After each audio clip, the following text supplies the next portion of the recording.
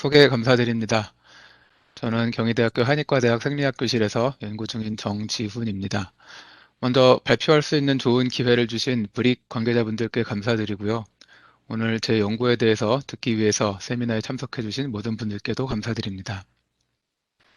소개해 주셨다시피 제가 연구한 것은 통증입니다. 그런데 통증 중에서도 병적인 통증을 연구를 했습니다. 여기 와 계신 분들이 어느 정도로 이 통증 질환에 대해서 알고 계신지 제가 잘 모르기 때문에 간단한 인트로덕션부터 시작을 해보도록 하겠습니다.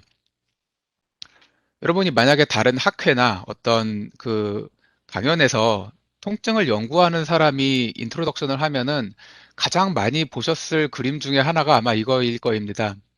이거는 우리에게 모두 익숙한 데카르트라는 철학자가 그린 그림입니다. 그러니까 아주 중세 시대 때 그려진 그림이라고 생각해도 되겠죠.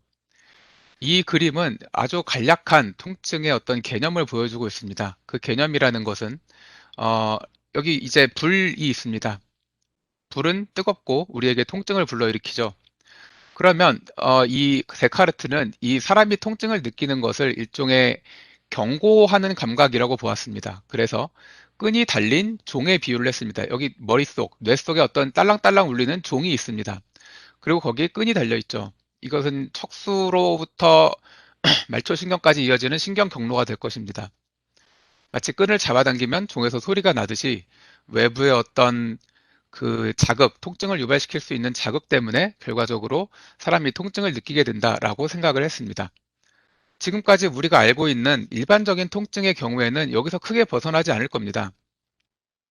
이런 것을 우리는 유해감각성 통증이라고 부르게 됩니다.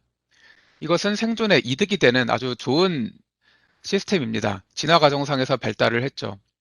이런 통증이 있음으로써 우리는 그 유해 감각, 바깥으로부터 주어지는 어떤 그 환경으로부터 조직을 보호할 수 있고 조직이 손상을 입었을 경우 그 손상된 조직을 더 이상 쓰지 않음으로써 회복될 기간을 그 자식이 자신의 생체에게 줄 수 있게 됩니다. 그런데 제가 연구하는 것은 이런 간단한 모델로는 설명이 되지 않는 좀 다른 연구입니다. 이번에는 외부 환경에 불이 없습니다. 하지만 이 시스템이 고장나면 이 사람은 없는 불도 마치 있는 것처럼 느낄 수가 있게 됩니다.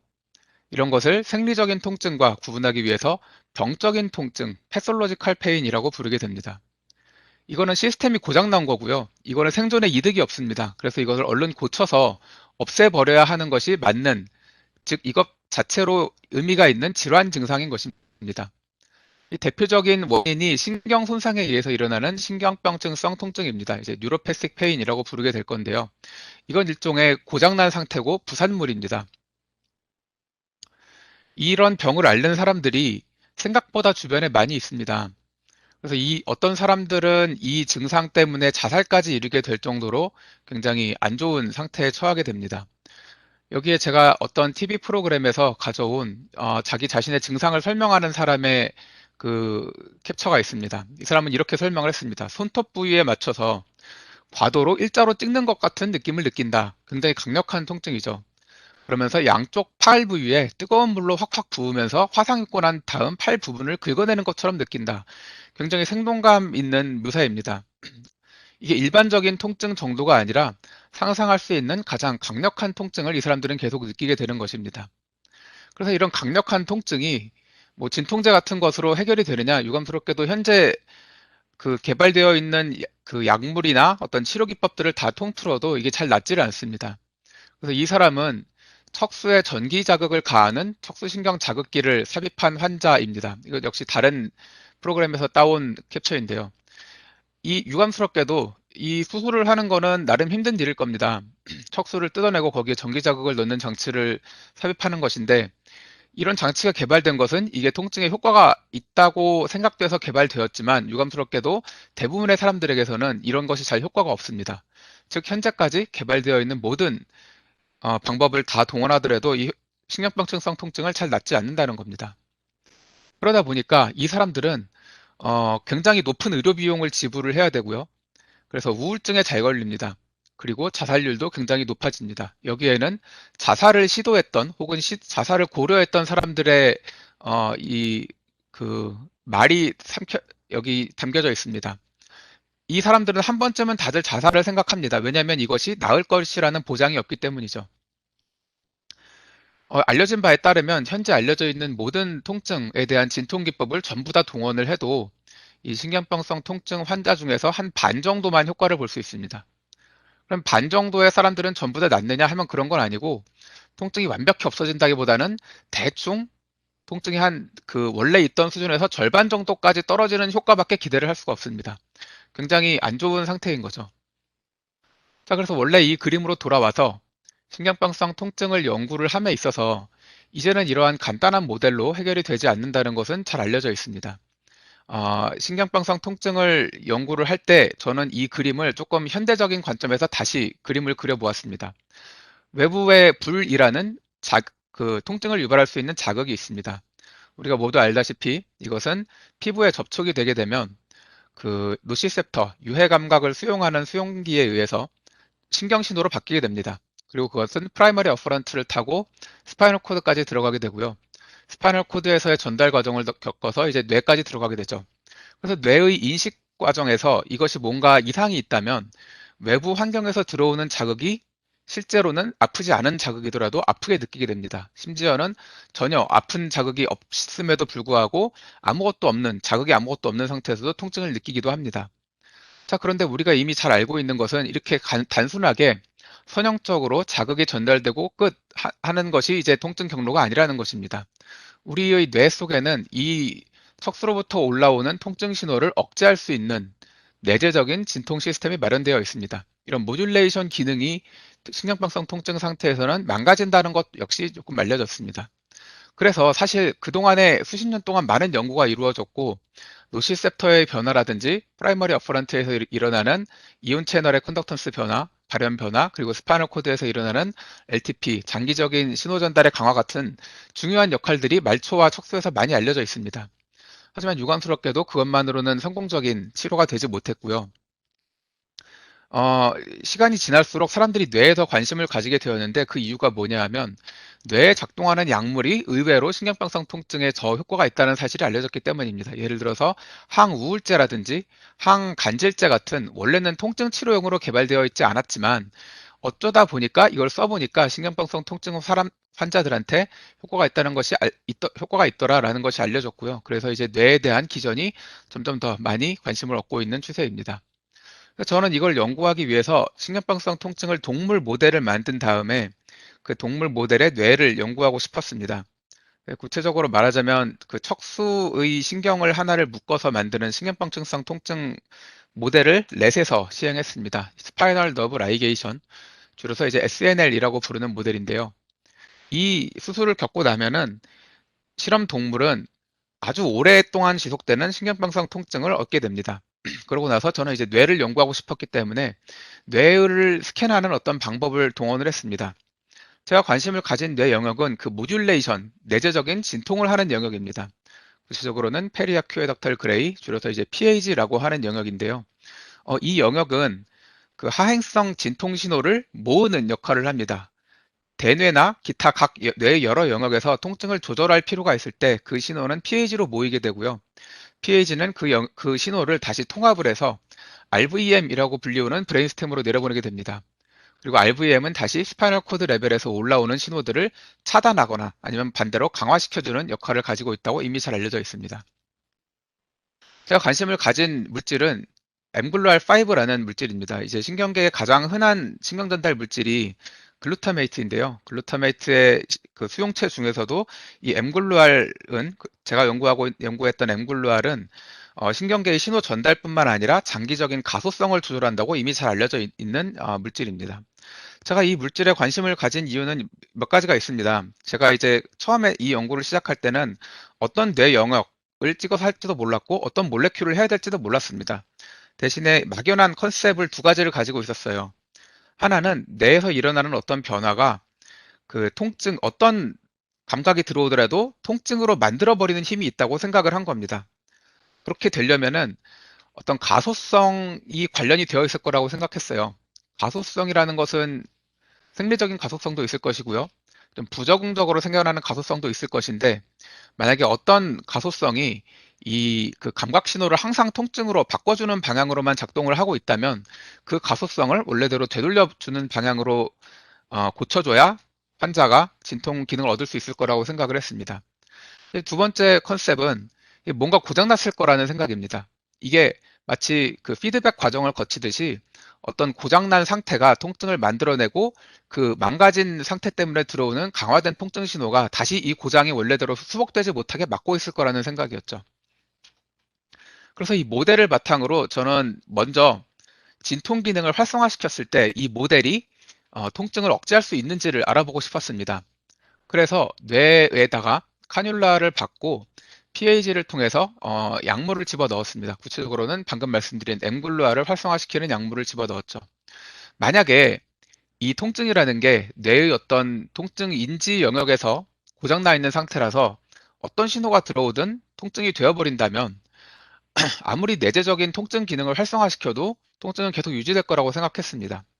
반대로 그게 아니라 진통계를 통해서 감각 신호를 억제하는 걸로 통증이 억제된다면 그 원인은 그 통증 인지 영역뿐만 아니라 이 진통 담당 영역 쪽에 좀 더 그 큰 포션을 줄 수 있을 거라고 생각을 했죠. 그래서 결과를 보면은 먼저 이 표를 보는 방법을 말씀을 드리겠습니다. 이거는 쥐의 회피 반응 역치를 보는 실험입니다. 본프레이 필라멘트라는 거를 써서 동물의 영향받는 뒷발 쪽을 자극을 합니다. 그러면은 일정 자극에서 얘가 아파한다면 그 발을 피하는 회피 반응을 보이게 됩니다. 이 15g을 컷오프로 삼았는데요. 정상적인 동물이라면 이 정도 자극은 아파하지 않습니다. 그래서 계속 잘 유지되고 있는 상태를 볼 수가 있고요. 하지만 제가 이 SNL 수술을 하고 나면 신경병성 통증이 생겨서 이 쥐는 원래는 아픈 자극이 아닌데도 아파하게 됩니다. 한 2, 3g 정도밖에 안 되는 굉장히 약한 자극을 줘도 아파서 회피 반응을 보이게 되는 것이죠. 그래서 이 상태에서 PAG를 통해서 그 엠글루아를 아고니스트를 쳐줘서 이 신경 활동을 더 활성화시켜 줬습니다. 그랬더니 진통 기능이 아주 강력하게 나오는 것을 볼 수가 있었습니다. 이 기능은 약 1시간 이상 가고요. 그 다음에 다음 날 정도 되면 다시 이 진통 기능은 당연히 서서히 사라지게 될 것입니다. 그래서 원래 통증 상태로 되돌아가게 되죠. 그래서 이런 그래프를 앞으로 보시게 될 건데요. 윗부분에 있는 것은 정상, 이 밑으로 떨어진 것은 신경병증성 통증 상태로 예민한 상태라고 생각을 하시면 되겠습니다. 제가 관심을 가진 것은 뇌의 변화이기 때문에 저는 펫 기법을 사용했습니다. 제가 사용한 그 방사성 동위원소는 플로로디옥시글루코스라는 줄여서 이제 FDG라고 부르는 건데요. 이거는 세포 안으로 들어가서 바깥으로 빠져나오지 못하고 세포 안에서 트랩됩니다. 그래서 그 글루코스를 더 많이 그 소모하려고 하는 세포는 FDG를 더 많이 받아들이게 되고요. 그러면은 나중에 방사성 동위원소를 측정하는 펫 기계로 스캔을 했을 때 더 많은 FDG 신호를 측정을 할 수가 있게 됩니다. 그리고 신경세포에서 이 글루코스 메타볼리즘은 그 신경세포의 활동성과 아주 밀접한 관련이 있기 때문에 이 FDG 펫으로 뇌를 스캔한다면 신경세포의 활동성을 간접적으로 측정할 수 있는 수단이 되는 것입니다. 자, 그래서 저는 이런 디자인을 만들어 봤습니다. 이 위에 보이는 표가 간단한 디자인이고요. 통증 수술을 하고 나서 약 18일 정도 기다렸습니다. 뭐 중간에는 이제 카뉼레이션을 하기도 했죠. PAG에 카뉼라를 박아놓고 한 번은 진짜 약물을 집어넣고 펫을 스캔을 하고요. 또 한 번은 가짜 약물을 집어넣고 펫 스캔을 했습니다. 가짜 약물은 ACSF를 썼고요. 당연히 이건 아무 효과도 없습니다. 그런데 이렇게 하면은 전날 찍은 펫 효과 때문에 다음날에 다른 어떤 컴파운드 팩터가 될 수도 있다고 생각했습니다. 그래서 이제 랜덤하게 순서를 바꿨습니다. 어떤 애들은 이렇게 하고 어떤 애들은 이렇게 뒤집었죠. 근데 또 이렇게 해도 이 펫 기계를 사용함에 있어서 그 환경이 바뀌는 거기 때문에 주위 사육 환경에서 이제 펫실로 이동을 하는 거기 때문에 그런 어떤 경험 때문에 얘네가 좀 더 겁을 먹을 수도 있다고 생각을 했습니다. 그래서 조금 강박적이지만 앞부분에다가 한번 경험하는 시간을 한 번 더 가졌습니다. 미미크리 하는 시간을 가졌죠. 이때는 모든 펫 스캔의 절차를 똑같이 따라했지만 그 같은 기계로 펫을 찍지 않고 CT를 찍었습니다. 그래서 카뉼라 위치를 확인하는 데 썼어요. 그러고 나면은 저는 이 그 데이터셋을 합쳐서 이런 네 가지 데이터셋으로 만들 수가 있습니다. 컨트롤 그룹인 샴 서저리 그룹이 있습니다. 그리고 통증을 유발시킨 SNL 그룹이 있죠. 그리고 각 쥐는 똑같은 쥐는 두 번의 스캔을 거쳤습니다. 한 번은 가짜 약물인 ACSF를 넣고 스캔을 했고요. 한 번은 진짜 약물인 앵글루아 라고니스트를 넣고 측정을 했습니다. 이렇게 보면 이 샴들은 이 두 스테이트에서는 원래 통증이 없으니까 컨트롤 그룹이니까 얘네는 통증이 없습니다. SNL 그룹은 제가 통증을 유발을 해줬으니까 얘네는 통증이 있고요. 하지만 DHPG를 PAG에 넣어줘서 진통계를 활성화시켰을 때는 통증이 없는 상태가 됩니다. 자, 이렇게 되고 나면은 저는 이제 이 펫 데이터를 가지고 여러 가지 일을 해볼 수가 있습니다. 제일 먼저 한 거는 통증이 있는 상태와 통증이 없는 상태를 비교를 했습니다. 이 두 상태를 비교를 했을 때 제가 보기를 원했던 것은 정말로 내재 진통계가 뭔가 고장이 나 있느냐 하는 것입니다. 그래서 이런 결과를 얻을 수가 있을 겁니다. 아주 다행스럽게도 제가 딱 원하는 결과가 나왔어요. PAG와 RVM에서 그 글루코스 대사가 훨씬 떨어져 있는 상태를 SNL 그룹에서 확인을 할 수가 있었습니다. 이거는 내재진 통계가 뭔가 제대로 역할을 하고 있지 못할 것이라는 제 가설을 뒷받침을 해주죠. 이번에는 그 다른 측면도 좀 확인을 해봤습니다. 신경계에서 뇌에서 이 신경 활동이 떨어진 것뿐만 아니라 증가되어 있는 영역도 있을 것이거든요. 그래서 굉장히 다양한 영역이 이제 증가되어 있는 걸 찾았죠. 이 중에는 통증 관련 영역으로 이미 잘 알려져 있는 영역들도 있고요. 어떤 불쾌감을 담당한다고 생각되는 영역들도 있고 굉장히 다양한 영역들이 포함되어 있습니다. 그래서 사실 제가 이제 펫 데이터를 찍은 건 이것뿐만이 아니라 다른 데이터도 다른 연구에서 해서 같이 비교해서 재밌는 사실들을 많이 알아낼 수가 있었는데요. 뭐 그건 다른 이야기이고 다른 기회에 이야기되어야 하겠습니다. 자, 그래서 두 번째로 했던 거는 그렇다면 SNL 그룹, 즉 통증이 원래 있는 애들이지만 PAG를 액티베이션 시켜주면은 어떤 변화가 나타날 것인가를 보기 위해서 이 두 가지 상태를 비교를 해봤습니다. 그랬더니 아까 보여드렸던 통증으로 인한 변화가 싹 없어진다는 것을 확인을 할 수가 있었습니다. 제가 약물을 통해서 조작을 가해준 것은 이 PAG 영역밖에 없지만 PAG 영역 말고도 RVM이라든지 기타 수많은 콜텍스 영역, 통증 관련 영역들에서 있었던 변화가 완전히 없어져서 그 정상 상태처럼 되돌아가는 것을 볼 수가 있었습니다. 행복한 일이긴 한데 저는 조금 더 호기심을 가져봤습니다. 저는 이제 한 쥐를 두 번 스캔을 했기 때문에 걔네를 이제 페어로 짝지어서 두 번의 스테이트에서 달라진 점을 측정을 해볼 수가 있습니다.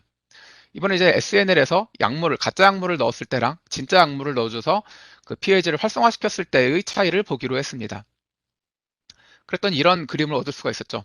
PAG를 활성화시켜주면 이제 녹색은 활성화가 얼마나 많이 됐느냐를 보여준다고 생각하셔도 될 겁니다. 제가 약물을 넣어준 PAG에서 저는 이제 한쪽에만 약물을 넣어줬습니다만은 전반적으로 전부 다 액티베이션이 보이게 됩니다.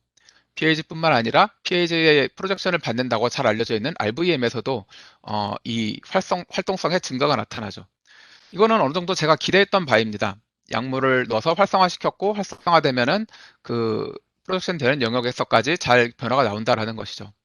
그런데 이 부분을 좀 다른 측면에서 확인을 해보면 제가 원했던 결과랑 조금 달랐던 것이 나왔던 부분이 있습니다. 그건 뭐냐면 샴그룹에 약물을 넣어줬을 때입니다. 만약에 제가 넣어주는 이 약물이 무조건 신경을 활성화시켜주는 약물이라면 이 샴그룹에서 나오는 이 변화도 SNL 그룹에서 나오는 변화랑 비슷해야 될 겁니다. 하지만 여기에는 좀 양상이 달랐습니다. 약물을 넣어준 영역에만 국소적으로 액티베이션이 증가하고요. 그 전반적으로 PAG 전체에 퍼지진 않았습니다. 그리고 RVM까지 이어지는 그런 그 활동성의 증가도 결국 볼 수가 없었죠. 이게 왜 이런 걸까요? 저는 몇 가지 상상을 해봤습니다. 이 상상을 토대로 이제 본격적인 연구에 들어가게 됐는데요. 일단 비교를 해보시면은 샴그룹에서는 거의 그 증가가 여기에 비해서 SNL 그룹에 비해서 많이 부족해 보인다는 것을 이제 눈으로 확인하실 수 있을 겁니다. 그래서 이거를 조금 중간 체크를 좀 해보겠습니다. 일단 신경병성 통증 상태가 되면은 PAG에서 액티베이션이 떨어집니다. RVM에서도 떨어지고요. 그리고 이 아고니스트를 넣어주면 활동성이 복구가 되죠. 하지만 이 복구가 되는 것이 정상 상태에서는 그만큼의 증가가 보이지 않는다는 사실이었습니다. 저는 이것을 일종의 천장 효과일 것이라고 생각을 했습니다. 다시 말해서 정상인 상태에서는 PAG에서 활동성이 이미 충분히 증가해 있기 때문에 천장에 쳐 있기 때문에 앵글라를 아고니스트를 쳐줘도 그게 잘 더 이상의 증가를 불러일으키지 못한다는 생각이었죠. 그래서 이거를 확인하기 위해서는 어떤 실험을 해봤어야 됐냐 하면 정상 쥐한테 앵글루알 안타고니스트 혹은 인버스 아고니스트라고 불리우는 이 활동성을 꺼주는 약물을 쳐봤어야 했습니다. 그래서 이게 제 궁금증이었어요. 이랬을 때 과연 어떤 일이 일어날 것이냐. 그래서 굉장히 재미있는 사실을 발견을 했는데요. 제가 넣어준 약물은 앵글루알 그 1 안타고니스트와 앵글루알 5 안타고니스트입니다. 혹은 뭐 인버스 아고니스트라고 생각하셔도 되겠습니다. 그래서 이제 베이 367620이라고 써 있는 왼쪽 그림은 앵글루알 1에 대한 앵글루알 1을 꺼주는 약물입니다. 그랬더니 이 쥐는 통증이 없는 그냥 정상 쥐인데도 불구하고 PAG의 앵글루알을 꺼주는 것만으로도 굉장히 그 뉴로패스틱 페인과 같은 증상이 나타나는 것을 확인을 했습니다. 그래서 이거는 저는 굉장히 기뻤죠. 이거는 굉장히 흔히 볼 수 있는 결과가 아니었거든요. 뇌에서 어떤 조작을 해주는 것만으로 이 메카니컬 알로디니아, 즉 이질통을 유발할 수 있다는 것은 제가 이제 처음으로 발견한 것입니다. 그래서 굉장히 기뻤고 이번에는 앵글루알 1이 아니라 앵글루알 5를 블록을 해봤습니다. 저는 사실 이거는 크게 기대를 안 했습니다. 제가 있었던 연구실은 그 앵글루알 1을 주로 연구하는 연구실이었어요. 그래서 저는 앵글루알 5는 이때까지만 해도 솔직히 말해서 크게 관심이 없었는데 해보니까 앵글루알 5에 의해서도 일단 통증이 유발이 됐고요. 더욱더 재밌었던 것은 이 약물의 효과가 다 없어졌을 것이라고 생각되는 다음 날이 되어도 그 통증이 없어지지 않았다는 겁니다. 다음으로 넘어가기 전에 다른 얘기 하나만 더 드리면은 제가 말씀드리고 있는 베이 367620이나 엠펩 같은 약물들은 그 인버스 아고니스트입니다. 즉 라이간드한테 컴페티티브하게 작동해서 리셉터를 막아버리는 게 아니고 그냥 무조건 리셉터를 막아버리는 약물들이라고 생각하면 됩니다. 라이간드 때문에 그런 게 아니라는 것은 이제 제가 MCPG라는 다른 약물로 확인을 했습니다. 이 글루타메이트 바인딩 사이트에 경쟁적으로 달라붙어서 앵글루알 1과 5를 꺼주는 이 MCPG를 치면은 이런 효과가 없습니다. 다시 말해서 이 앵글루알 1과 5는 라이간드 바인딩과 상관없이 평소에 항상 액티베이션 되어 있는 상태라고 생각을 하셔도 될 겁니다. 그리고 이거를 꺼주면 없던 통증이 생긴다는 거죠. 근데 이 앵글루알 1, 5 중에 이제 저는 선택을 했어야 됐는데 말씀드렸다시피 1에 좀 더 관심을 갖고 있었습니다만 5의 결과를 보고는 더 이상 1은 문제가 아니게 되었습니다. 왜냐하면 5를 꺼서 생긴 통증이 굉장히 드라마틱한 기대하지 못한 결과를 가져왔거든요. 그게 뭐냐 하면 다음 날에도 안 없어지고 일주일 뒤에도 안 없어지고 심지어는 한 달 정도까지도 안 없어집니다. 이거는 그냥 만성 통증이 되어버렸다고 생각을 하시면 될 겁니다. 이거는 이 약물의 어큐트한 이펙트로는 설명하기 힘듭니다. 왜냐면 약물은 이미 다 디퓨즈 돼서 몇 시간 지나면 뇌 조직 내에서 없어질 거거든요. 그래서 이 현상을 가지고 앵글루알 1보다는 이제 5에 집중을 하기로 했고요. 5를 가지고 앞으로의 모든 실험을 진행을 했습니다. 근데 이게 제가 메카니컬 알로디니아 데이터만 보여드렸기 때문에 이제 다른 통증 양상도 보이는지 좀 궁금하실 분이 있을 것입니다. 서멀 하이퍼알제시아도 나옵니다. 이제 하그리브스 테스트라는 열자극에 반응하는 통증 양상을 비교를 했는데 이런 그 앵글루알 5를 PAG에서 한번 꺼준 쥐들은 이런 서멀 하이퍼알제시아 양상도 나오게 되고요. 그 다음에 이제 클로니딘, 알파 아데레너직 그 리셉터에 작용하는 약물, 예, 진통을 시켜줄 수 있는 효과가 있는데요. 여기에 대한 그 컨디션드 플레이스 프리퍼런스 테스트를 했을 때 그걸 좀 더 선호하는 모습도 보여줬습니다. 이건 뭘 뜻하냐 하면 위치가 마치 스폰타네ous 페인 같은 아주 오래 지속되는 어떤 그 증상을 갖게 되었다는 것입니다. 그래서 메카니컬 알로디니아, 서멀 하이퍼알제시아, 그다음에 스폰타네ous 페인 같은 증상들이 다 같이 나타났다고 이제 해석을 할 수가 있을 것입니다. 이 양상을 좀 더 이제 세포 레벨에서 보고 싶었습니다. 그래서 이제 뇌를 적출한 다음에 PAG를 포함하는 슬라이스를 만들었고요. 그 슬라이스에 패치 클램프 기법으로 커런트 클램프 상태에서 그 커런트 인젝션을 해주고 액션 포텐셜이 얼마나 뛰는지 이 뉴로널 익사이터빌리티를 쟀습니다. 시냅틱 블로커를 쳐서 이제 시냅스는 전부 다 막아놓은 상태였고요. 이렇게 이제 뉴런의 인트린직 익사이터빌리티를 재봤을 때 베이스라는 상태에서 이렇게 잘 뛰던 세포들이 앵글루알 5 안타고니스트를 쳐주면은 그 뛰는 숫자가 팍 줄어들거나 아니면은 그 이 프리퀀시 어댑테이션이 늘어나게 됩니다. 다시 말해서 결과적으로는 이제 액션 포텐셜을 더 많이 안 하게 되는 것이죠. 그 그림을 여기서 이제 확인을 하실 수가 있습니다. 정상 상태에서 약물을 쳐주면 점점 떨어지는 양상을 볼 수가 있죠. 전체의 모든 세포가 이렇게 반응하는 건 아닙니다. 근데 이런 양상들을 계속 확인을 하기 위해서 이제 추가 실험들을 해주기 시작했는데요. 제 가설이 맞다면 샴 그룹에서는 당연히 이제 나이브랑 똑같은 현상이 일어나겠죠. 엠펩이라는 앵글루알 5 블록하는 약물을 쳐주면 익사이터빌리티가 점차 떨어지게 됩니다. 그런데 SNL은 제 가설에 따르면 일종의 바닥 효과가 발생했을 거라고 생각했습니다. SNL에 의해서 이미 익사이터빌리티가 떨어져 있을 것이기 때문에 앵글루알 5가 이미 막혀 있을 것이기 때문에 약물을 쳐봤자 베이스라인에서 더 떨어지지는 않을 거라고 생각했습니다. 근데 과연 그랬고요. 약물을 쳐봤자 이제 더 떨어지지 않는다는 것을 확인을 했습니다. 이것을 이제 오클루전으로 해석을 했습니다. 제 생각이 맞다면 이 베이스라인 상태에서의 익사이터빌리티의 양상을 비교를 해보면 샴보다 SNL에서 PAG 익사이터빌리티가 떨어져 있을 것입니다. 과연 그러냐? 과연 그렇다는 것을 확인을 했습니다. 커런트 인젝션의 반응에서 나오는 액션 포텐셜의 개수가 훨씬 떨어져 있는 것을 확인을 했고요. 이 생각이 맞다면 그 트랜지언트 스파이킹 셀이 이제 레귤러하게 계속 뛰는 게 아니고 중간에 멈춰버리는 셀의 숫자도 SNL에서 더 많아야 할 겁니다. 과연 그러냐? 정말로 그렇다는 것도 확인을 했습니다. 그래서 엠팹에 의해서 반응하는 세포는 정상이라면 약 70% 정도 됩니다. 즉 70% 정도 되는 세포는 원래 엠글루알이 활성화되어 있고 제가 그 약물을 쳐주면 그 엠글루알이 꺼짐으로써 익사이터빌리티가 떨어진다는 것이죠.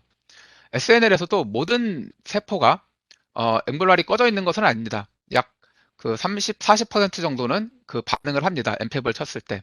하지만 요 나머지 차이 정도는 이 SNL이라는 상황에 의해서 이미 엠글루알이 꺼져 있는 상태라고 생각을 하셔도 될 겁니다.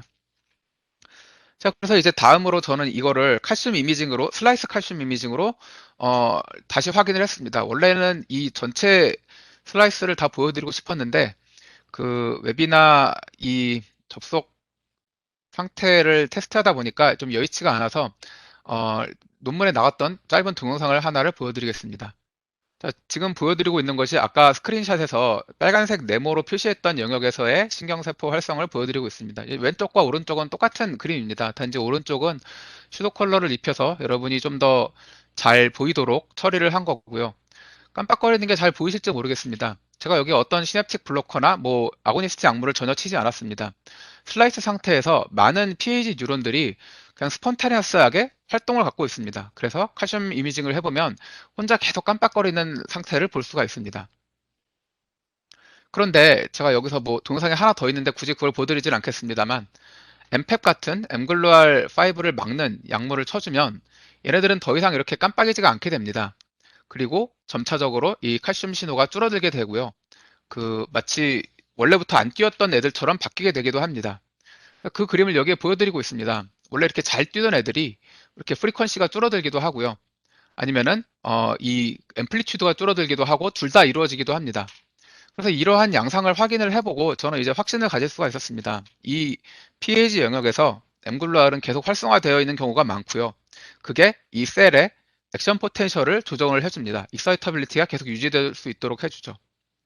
자, 그렇다면 역시 이번에도 중간 체크를 좀 해보고 제 생각을 좀 말씀을 드리겠습니다. 제가 생각했던 것보다 발표 시간이 좀 더 오래 걸리네요. 죄송합니다. 이 영역에서의 그 신경세포들이 그 PAG에서의 엠펩 처리, 앵글루알 5를 막는 처리에 의해서 영향을 받는 게 맞다면 이 주변에 있는 모든 세포들이 다 거기에 영향을 받을 거라고 생각을 할 수가 있을 겁니다. 왜냐면 이건 슬라이스 상태에서 제가 이제 베스에다가 약물을 쳐주는 거잖아요. 그래서 이제 주변에서 잘 뛰던 애들이 엠글루알 5 블록 때문에 더 이상 못 뛰게 된다면 얘네들의 인풋을 받고 있는 옆에 있는 세포를 하나만 찍어봐도 그 세포가 받는 EPSC가 줄어들 거라고 생각을 했습니다. 그래서 이제 그거를 확인을 해봤죠. 이 약물을 치기 전과 후를 비교를 해보면 약물을 쳤을 때 확연하게 이 프리퀀시가 많이 줄어드는 것을 확인을 할 수가 있습니다. 즉, 이 세포한테 인풋을 주고 있던 글루타메터직 인풋을 주고 있던 세포들의 활동성이 줄어들었다는 거죠. 앰플리튜드는 크게 변화가 없습니다. 이게 앰플리튜드고요. 단지 이제 프리퀀시는 많이 줄어드는 것을 확인을 할 수가 있었습니다. 아까 보셨던 이 그림을 다시 좀 리마인드 해주시기를 바라고 있습니다. 제가 아까 PAG와 RVM은 서로 연결되어 있고 PAG의 진통작용은 RVM을 통해서 이루어진다고 말씀을 드렸습니다. 그래서 저는 PAG와 RVM으로 프로젝션하는 뉴런을 선택적으로 보고 싶었습니다. 그래서 어떤 일을 했냐면 RVM에 레트로그레이드 다이를 집어넣었고요. 그럼 며칠 기다리면은 PAG에서 RVM으로 프로젝션을 하는 뉴런들만 선택적으로 염색이 되게 됩니다. 그리고 이 세포들을 패치 클램프를 해서 다시 한번 스폰타너스 EPSC를 재봤습니다. 만약에 제 생각이 맞다면 샴 그룹은 라이브랑 똑같은 결과가 나올 것이고요. SNL은 이미 앵글루알 5 안타고니스트를 치지 않아도 그 약물 효과랑 상관없이 SNL 때문에 이미 EPSC가 줄어들어 있을 테니까 거기에 추가해서 앵글루알 5 블로커를 쳐도 더 떨어지는 않을 거라고 기대를 했습니다. 과연 그러냐? 과연 그랬습니다. 이제 제 생각처럼 나왔어요. 샴그룹에서는 약물을 쳐줬을 때 떨어졌고요. SNL에서는 약물을 쳐줘도 더 이상 떨어지지는 않는 모습을 볼 수가 있었습니다. 그리고 만약에 그 생각이 맞다면 애초에 SNL에서는 EPSG가 샴에 비해서 더 감소해 있었을 겁니다. 그래서 과연 그러냐? 과연 그렇다는 것도 확인을 했고, 여기 보시면은 이제 프리퀀시가 SNL에서 더 낮았다. 다시 말해서 인터 이벤트 인터벌이 더 높았다라는 것을 확인을 할 수 있습니다. 앰플리튜드는 큰 차이가 없었습니다. 그래서 여기까지 말씀드린 바를 조금 설명을 드리자면 이제 제는 이제 머릿속에서 이런 모델을 만들었습니다. PAG는 여러 신경세포들이 있습니다. 약 정상 상태라면 70% 정도의 세포들은 엠글루알이 활성화되어 있습니다. 그래서 거기다가 제가 엠펩을 치면은 걔네들의 익사이터빌리티가 줄어드는 걸 확인을 할 수가 있었죠. 그런데 통증 상태가 되면은 왜인지는 모르겠지만 이렇게 켜져 있던 세포들이 다 이렇게 꺼집니다. 그렇기 때문에 엠글루알5 안타고니스트인 엠탭 같은 걸 쳐줘도 더 이상 줄어들지가 않는다는 것이죠. 그렇다면 왜 이런 변화가 일어났을까요? 그래서 이런 변화를 설명하기 위해서 저는 어떤 몰레큘에 관심을 가졌습니다. 지금부터 말씀드릴 이제 호머1A라는 몰레큘이 되겠습니다. 여기 보시면은 그 호머1A에 대한 설명을 간단하게 가져왔습니다. 이제 호머라는 것은 이제 그 세포 내에서 발현되는 단백질인데요. 특히 G 프로테인 커플드 리셉터 중에서도 이제 엠글루알에 잘 작용해서 일종의 스캐폴드 역할을 한다고 잘 알려져 있는 단백질 패밀리가 있습니다. 근데 이 패밀리에는 재미있게도 이제 크게 보자면 두 가지로 나눌 수가 있어요. 호머 자체는 호머 1, 2, 3가 있는데요. 호머 1에는 다시 호머 1 A, B, C가 있습니다. 근데 호머 1 B, 호머 1 C, 그다음에 호머 2, 호머 3는 전부 다 이 롱폼 호머입니다. 이 롱폼 호머는 정상 상태에서 항상 발현되어 있는 단백질입니다. 이 단백질은 결과적으로 앵글루알이 작동했을 때 세포 내에 있는 다른 몰레큘과 연결시켜줘서 그 활성이 제대로 이루어지도록 도와주는 역할을 합니다. 대표적으로는 이제 IP3랑 연결시켜서 ER에서 나오는 칼슘을 조절할 수 있는 기능이 있습니다. 그런데 호모 패밀리 중에서는 좀 특이한 호머 1A라는 단백질이 있습니다. 이거는 평소에는 발현되어 있지 않습니다. 다른 롱폼 호모와는 다르게 이거는 쇼트폼 호모입니다. 여기 보시면은 이 정상 호모와는 달리 굉장히 짧은 것을 볼 수가 있죠. 이건 일종의 도미넌트 네거티브한 컴페티터로서 작용을 합니다. 다른 긴 롱폼 호모가 붙어있지 못하게 미리 가서 달라붙습니다. 얘네가 달라붙으면 엠글루알이 원래 작동을 했을 때 작용되는 여러 가지 일이 발생을 할 수가 없겠죠. 그래서 이 호모 1A는 그 일종의 그 억제자로서 작동을 한다고 생각을 하셔도 될 겁니다. 또 하나 재미있는 점은 호모1A가 액티비티 디펜던트하게 발현된다는 사실입니다. 평소에는 발현되어 있지 않다가 신경 활동이 굉장히 활발해지면 그것을 일종의 그 호메오스태틱하게 조절하기 위해서 발현된다고 생각되고 있습니다. 그래서 제 생각에는 이 호모1A가 중요한 역할을 할 거라고 생각을 했습니다. 그래서 먼저 PAG에서 정상 상태와 통증 상태에서 호르몬 A 발현이 차이가 나느냐를 확인을 해봤습니다. 그랬더니 보시다시피 오른쪽에 보이는 이제 SNL 그룹 신경병증성 통증 모델에서는 PAG의 호르몬 A가 많이 발현되어 있다는 것을 확인을 할 수가 있었고요. 그리고 그 발현되어 있는 차이가 수술 후 3일이나 20일처럼 어큐트한 상태, 크로닉한 상태 양측에서 다 확인을 할 수가 있었습니다. 그렇다면 이 호르몬 A가 발현이 되어 있다는 것을 확인을 할 수가 있었는데 이게 정말로 그 통증 및 엠글루알의 어떤 퍼시스턴트 액티비티에 영향을 미칠까요? 그래서 그거를 확인하기 위해서 몇 가지 실험을 했습니다. 첫 번째는 정상 쥐, 통증이 없는 쥐에게 AAV를 통해서 호르몬 A를 오버익스프레션 시키는 방법이었습니다. PAG에만 선택적으로 오버익스프레션을 시켜줬고요. 그랬을 때 얘네는 정상쥐임에도 불구하고 PAG에서의 호르몬 A 발현으로 인해서 마치 신경병증성 통증 쥐처럼 메카니컬 알로디니아가 나타난다는 것을 확인을 했습니다. 제 생각이 맞다면 이 약물을 쳐서 엠글루알을 블록하는 짓을 해봤자 이 호르몬 A 오버익스프레션 된 쥐한테는 소용이 없을 겁니다. 왜냐하면 이미 호르몬에 의해서 엠글루알 액티비티가 꺼져버렸을 것이기 때문이죠. 과연 그런가? 일단 그렇다는 것을 확인을 했습니다. 얘네는 이미 익사이터빌리티가 떨어졌고 호르몬 A에 그 의해서 앵글루알 5가 막혀있기 때문에 블로커를 쳐준다고 해도 베이스라인보다 더 떨어지진 않습니다. 하지만 컨트롤에서는 아까 보셨던 것처럼 그냥 정상처럼 쭉 떨어지는 것을 보실 수가 있죠. 이건 발현이 잘 되는 것을 이제 확인한 데이터이고요.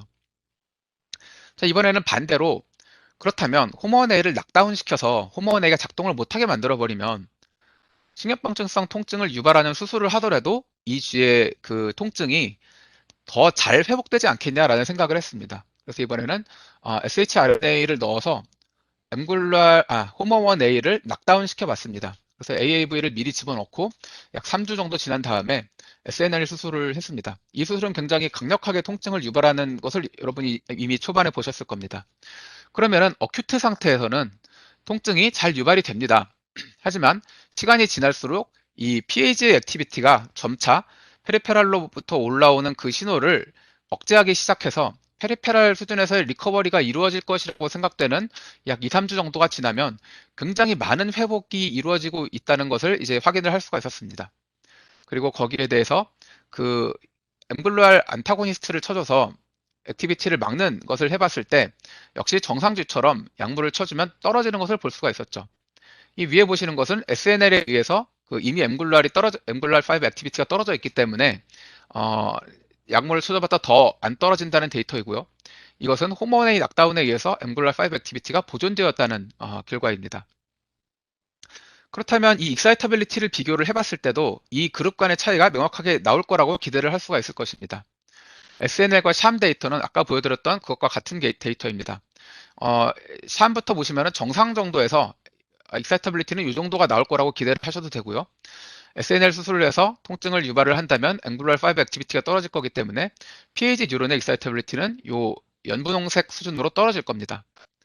그리고 그 컨트롤 바이러스, 아무 효과 없는, 그 호모네를 낙다운시키지 않는 다른 바이러스를 넣어준 컨트롤에서는 당연히 일반 SNL과 똑같은 그 결과가 나왔습니다. 그런데 미리 SH 호모네이 낙다운을 시켜준 SNL 쥐에서 나온 데이터는 이렇게 나오지 않습니다. 이렇게 빨간색처럼 나옵니다. 굉장히 높다는 것을, 익사이터빌리티가 굉장히 높게 유지되고 있다는 것을 확인을 하실 수가 있을 겁니다. 통계적으로 유의하진 않지만 정상보다도 오히려 더 높은 것처럼 보이기도 합니다. 즉, 이 PAG의 뉴런들은 굉장히 강력한 지통 효과를 발휘할 수 있는 그런 힘을 아직도 보존하고 있다는 뜻이 되겠습니다. SNL을 했음에도 불구하고요. 여기까지의 결과를 슬슬 이렇게 정리를 해드리려고 합니다. 저는 이 현상을 일종의 잘못 형성된 그 호메오스테시스라고 해석을 하고 싶었습니다.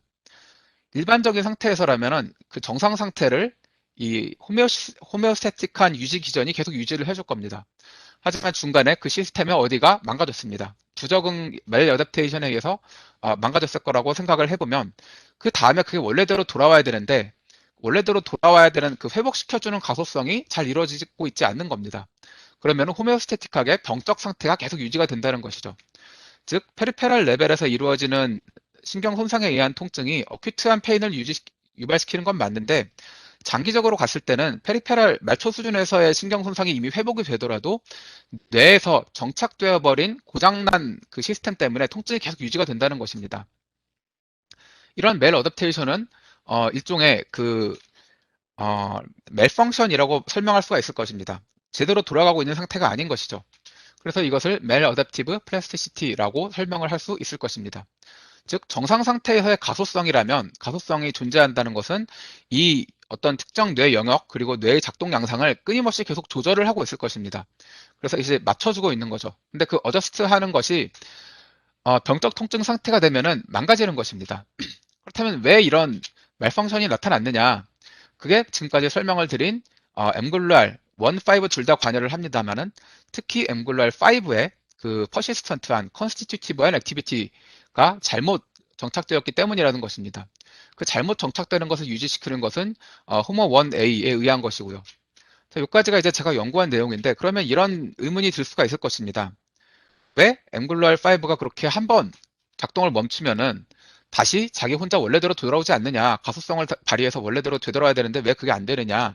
그래서 거기에 대한 이제 저 나름대로의 모델이 있습니다. 뭐 제가 뭐 이것도 좀 길어지는 이야기 때문에 다른 기회에 설명을 해드려야겠습니다만은 저는 이제 엠글루알의 GPCR로서의 특성을 이제 두 가지 패스웨이로 나눠서 그거를 설명을 하고 싶었습니다. 하나는 이제 G 프로테인에 의해서 매개되는 일반적으로 생각하는 패스웨이가 있고요.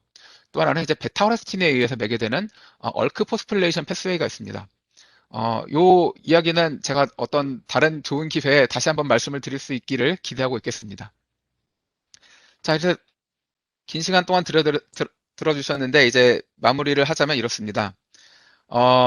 이 뇌 영역에서는 PAG라는 뇌 영역에서는 그 mglur이 항상 켜져 있습니다. 스위치가 온 상태가 되어 있습니다. 하지만 통증 상태가 되면 호르몬에 의해서 그게 꺼집니다. 그렇게 되면은 PAG와 RVM 둘 다 그 활성의 변화가 일어나게 되고요. 그걸로 인해서 마치 피드백처럼 계속해서 통증이 발생을 하게 된다는 것입니다. 꺼진 상태에서의 증폭된 통증은 다시 PAG에서 호르몬 A가 계속 유지되도록 해줄 것이고요. 그것 때문에 PAG에는 계속 활성이 낮은 상태로 유지가 될 것이라는 것이 저의 이 통증 유지의 모델입니다. 긴 시간 동안 들어주셔서 감사합니다. 일단 끝내기 전에 그 고생해주신 저의 동료들을 조금 소개를 하고 싶습니다. 저는 이 연구를 꽤 오래 했습니다. 이게 한 10년쯤 전에 시작을 했어요. 이 사진은 10년 전 사진입니다. 지금 저는 이렇게 안 생겼지만. 심영근 선생님은 전기생리학 패치 클램프 실험에 굉장히 크게 도움을 주셨습니다. 지금은 스탠포드에서 손해 관련 연구를 하고 있고요. 김치영 선생님은 이 행동 실험과 펫데이터 분석에서 많은 기여를 해주셨습니다. 지금은 KU 르벤에서 손해 연구, 히포캠퍼스 해마 연구를 진행하고 있습니다. 류현희 선생님은 이 shRNA 바이러스를 만드는 데 도움을 주셨고요. 그리고 호르몬 A 발현을 측정하는 인시추 하이브리다이제이션 기법에 많은 도움을 주셨습니다. 장도천 선생님도 이제 그 전기생리학적 기법에 많은 도움을 주셨고, 이 두 분은 현재 뉴로라이브에서 신약 개발 쪽에 일을 하고 계십니다. 김승환 선생님과 이재건 선생님 두 분 다 이 슬라이스 칼슘 이미징을 셋업하고 실제로 실험을 하는데 큰 도움을 주셨습니다. 지금 역시 서울대학교 그 의과대학 생리학실에서 계속 그 손해 및 관련 연구를 계속 진행을 하고 계십니다. 그 밖에도 제가 마음이 급해서 다 줄줄이 말씀드릴 수 없는 수많은 분들이 도움을 주셨고요. 한국연구재단에서 그 펀드를 얻어서 이 연구를 진행을 할 수가 있었습니다. 그리고 이 연구들은 제가 학위 과정 중에 시작을 했고, 서울대학교 의과대학 생리학교실에 있는 신경생리학 연구실 김산정 교수님을 지도교수님으로 연구를 했던 내용입니다. 그 다음에 이제 중간에 저는 그 경희대학교 한의과대학 생리학교실로 왔고요. 여기서 이제 김성광 교수님과 함께 역시 이 마무리 작업을 계속 진행을 했습니다. 그래서 이 두 분 모두 감사드리는 말씀을 꼭 드리고 싶었습니다. 긴 시간 동안 들어주셔서 감사합니다. 마치겠습니다.